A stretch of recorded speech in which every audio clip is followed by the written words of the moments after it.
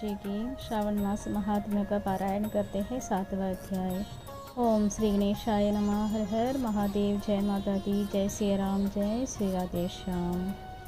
ईश्वर ने कहा, हे सनत कुमार, अब उत्तम मंगलवार का व्रत कहूँगा, जिसका कहने से वैधव्य का नाश होते हैं। विवाहोत्तर 5 साल तक इस व्रत को करें। इसका नाम मंगलागौरी व्रत है। ये पाप को नष्ट करने वाले हैं। विवाह के अनंतर पहले श्रावण शुक्ल पक्ष के पहले मंगलवार के दिन इस व्रत का शुभारंभ करें। पुष्प मंडप निर्माण कर उसे कदली स्तंभ से शोभित करें। नाना तरह के फलों तथा रेशमी कपड़ों से विभूषित कर उसमें देवी की प्रतिमा स्थापित करें। यथाशक्ति उस प्रतिमा का अर्चन करें।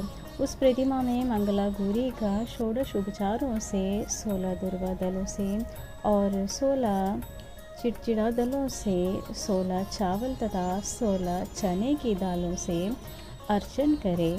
16 बत्तियों का एक दीपक हो या 16 दीपक जलाकर भक्ति द्वारा दही तथा चावल का नैवेद्य समर्पण करें। देवी के नज़दीक सिर लोटा रखें। इस प्रकार 5 साल तक व्रत करें। फिर उद्यापन कर माता को वायन दे। वायन का प्रकार सुने। मंगला गौरी की एक सोने की प्रतिमा या आधे फल या आधे के आधे फल या यथाशक्ति सोने की प्रतिमा बनवाए। शक्ति अनुसार सोने या चांदी आदि से निर्मित घड़े को चावल से भरे। उस घड़े के ऊपर पहनने के कपड़े या चोली रखें। इसके ऊपर मंगला गौरी की प्रतिमा रखें। देवी के नज़दीक सिल लोटा रखें। इस प्रकार माता के लिए ये वायन थे। हे विप्र, इस प्रकार व्रत करने मात्र से 7 जन्म तक सौभाग्य रहता है। पुत्र पौत्र संपत्ति आदि से युक्त होकर क्रीड़ा करती है। सनत कुमार ने ईश्वर से पूछा, हे शंभो, इस व्रत को पहले किसने किया? किसको इस व्रत को करने का क्या फल हुआ? ईश्वर ने कहा, हे विप्र, पूर्व काल में पुरदेश में शुद्धकीर्ति नामक शास्त्र था। कीर्तिमान तथा शत्रु रहित राजा था। वह 64 कलाओं का जानकार, धनुर्विद्या विशारद था। पुत्र सुख को छोड़कर उस राजा को सब आनंद था। संतान के लिए राजा बहुत चिंताकुल हो गया। जब तदा ध्यान युक्त हो देवी की आराधना की, उसके इस तब से देवी प्रसन्न होकर उससे बोली, हे पुत्र, वर मांग। श्रुतकीर्ति ने कहा, हे देवी, आप यदि राजी है तो शोभन पुत्र दो। हे देवी, आपके कृपा रूप प्रसाद से किसी अन्य चीज की कमी नहीं है। राजा की ऐसी वाणी की सुन मंद मंद हंसती हुई देवी ने कहा, हे राजन, तुम दुर्लभ वस्तु की याचना मांगते हो, लेकिन कृपा कर तुमको पुत्र दूंगी। हे राजेंद्र, सुनो, पुत्र अत्यंत गुणी होगा, पर 16 साल से अधिक नहीं जीवेगा। यदि सुंदरता तथा विद्याहीन पुत्र होगा तो वह पुत्र बहुत समय तक जीवित रहेगा। देवी की वाणी सुन राजा चिंता करने लगा। उसने अपनी भार्या से विचार कर गुण विशिष्ट संपूर्ण रसन युक्त 16 साल तक की आयु वाला पुत्र मांगा। देवी ने उस समय भक्त राजा को आज्ञा दी कि हे नृपनंदन, मेरे दरवाजे पर आम का पेड़ है। मेरी आज्ञा से उस आम के एक फल को लाकर अपनी पत्नी को खाने को दो। उसके खाने से उसी समय रानी निसंदेह गर्भ धारण करेंगे। राजा ने प्रसन्न हो देवी की आज्ञा अनुसार अपनी पत्नी को आम्र फल दिया। उसके खाने से पत्नी ने गर्भ धारण किया। उससे 10वें महीने में देवतुल्य पुत्र पैदा हुआ। हर्ष शोक से संपन्न राजा ने उस पुत्र का जातकर्म आदि संस्कार किया और शिव स्मरण करते हुए पिता ने उसका चिरायु नाम रखा। जिस समय उसे 16वां साल प्रारंभ हुआ, उसी दिन से सपत्नीक राजा को चिंता लगने लगी। राजा ने विचार किया, यह पुत्र बड़े ही कष्ट से प्राप्त हुआ है। अपने समक्ष इसकी दुखद मृत्यु कैसे देखूंगा। अतः राजा ने पुत्र के मामा के साथ उसे काशी भेजने का प्रबंध किया। यशस्विनी राजपत्नी ने अपने भ्राता से कहा, तुम कार्पटिक वेश धारण कर इस लड़के को काशी ले जाओ। मैंने पूर्व में पुत्र प्राप्ति के निमित्त भगवान मृत्युंजय की विनती की थी। हे विश्वेश, पुत्र को इसी समय ले जाओ। इसके यत्न से रक्षा करना। वह अपनी बहन की वाणी सुनकर भांजे को साथ लेकर काशी गया। रास्ते में जाते हुए कई दिन बाद आनंद नगर पहुँचे। वहाँ संपूर्ण समृद्धि से युक्त वीरसेन नामक राजा था। उस राजा की कन्या संपूर्ण लक्षण संपन्न मंगला गौरी नाम वाली रूप लावण्य संपन्न थे। उसी समय वह बालिका सखियों सहित अपने गांव के समीप रमणीय बगीचे में खेल रहे थे। उसी वक्त राजपुत्र चिरायु तथा उसका मामा दोनों वहां पहुंच गए। वे दोनों बालिकाओं को देखने की इच्छा से ठहर गए।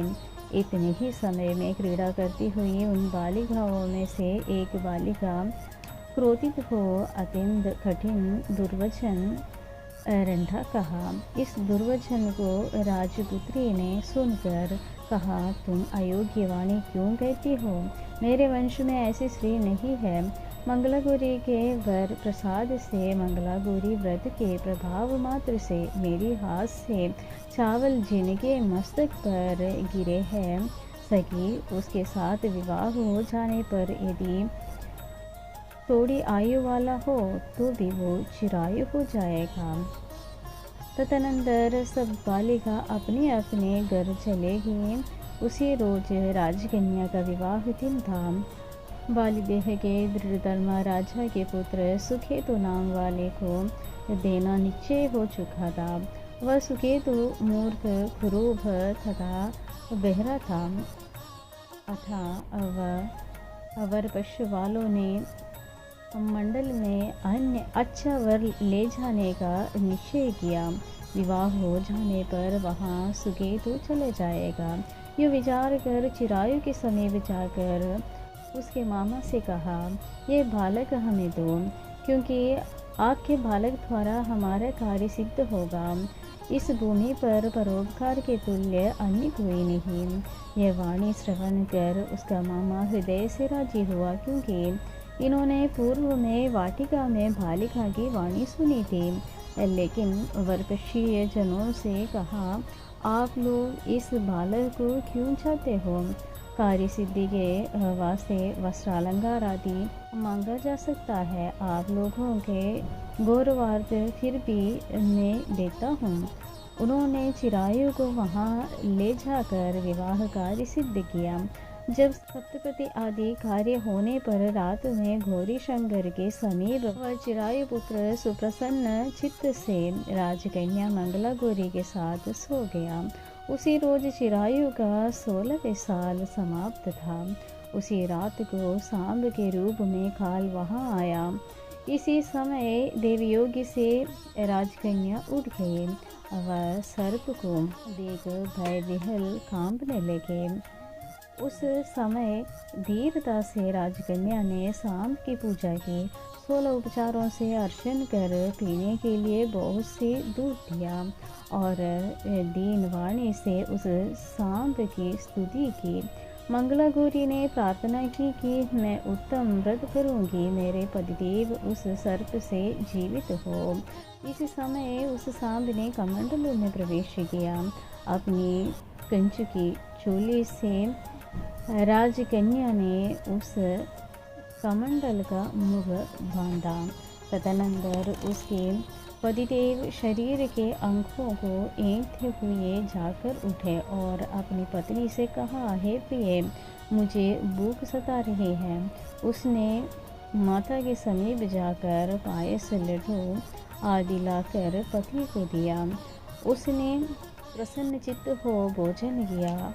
हाथों को धोने के समय उसके हाथ से अंगूठी गिर गई। वह पहन रखा था, फिर सो गया। फिर वह राजपुत्री कमंडलू पात्र को फेंकने गई, लेकिन विधि विधान से बाहर जाने पर चमकते हुए हार की कांति देख विस्मय को प्राप्त होगी। उस गढ़ में स्थित हार को अपने कंठ में धारण किया। कुछ रात अब शेष रही तो चिरायु का मामा उसे ले गया। चिरायु के जाने के बाद वरपक्षी जन सुकेतु को ले गए। मंगला गौरी ने उस सुकेतु को देखा तो वह कहने लगे, यह मेरा स्वामी नहीं है। सभी वरपक्षी महानुभाव राजकन्या से कहने लगे, हे शुभे, ये क्या कह रही हो?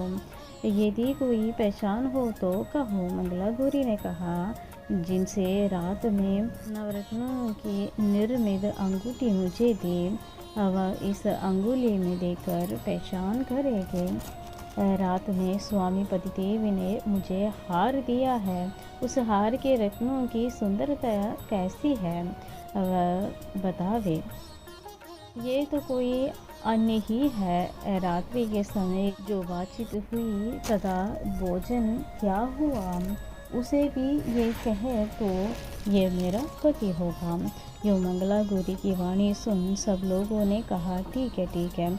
लेकिन चिन्हों में से सुकेतु के बदलाए हुए एक की भी चिन्ह पहचान नहीं मिले।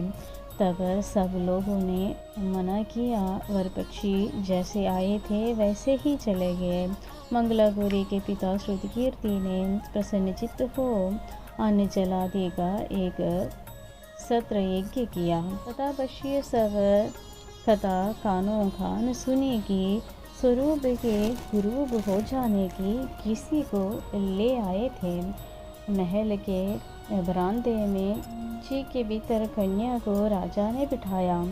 इस प्रकार एक साल यात्रा करते हुए अपने मामा के साथ वह फिर अपने ससुराल का वृतांत देखने के लिए आया।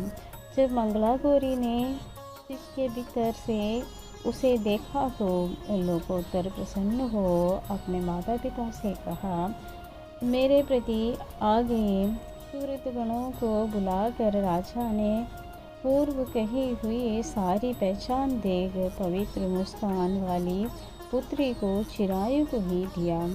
शिष्य लोगों के सहित राजा ने विवाहोत्सव कर वस्त्राभरण आदि अश्व गज रथ तथा बहुत सी चीज दे दिए। फिर वह चिरायु अपनी पत्नी एवं मामा के सहित कुलनंदन सेना सहित अपने नगर गए।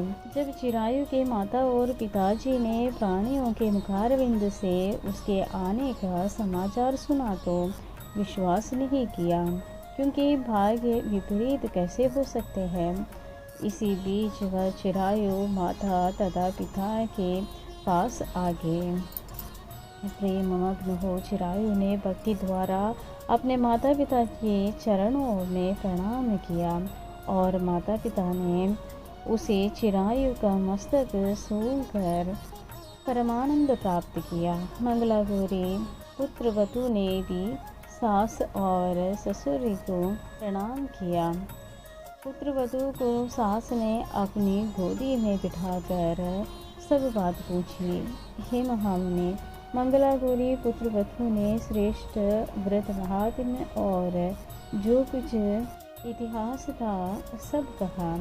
शिव सनत कुमार से कहते हैं, हे सनत कुमार, इस मंगला गौरी व्रत को आपसे कहा, इसे जो सुनेगा या कीर्तन कराएगा उसके सभी मनोरथ सिद्ध होंगे, इसमें संशय नहीं है।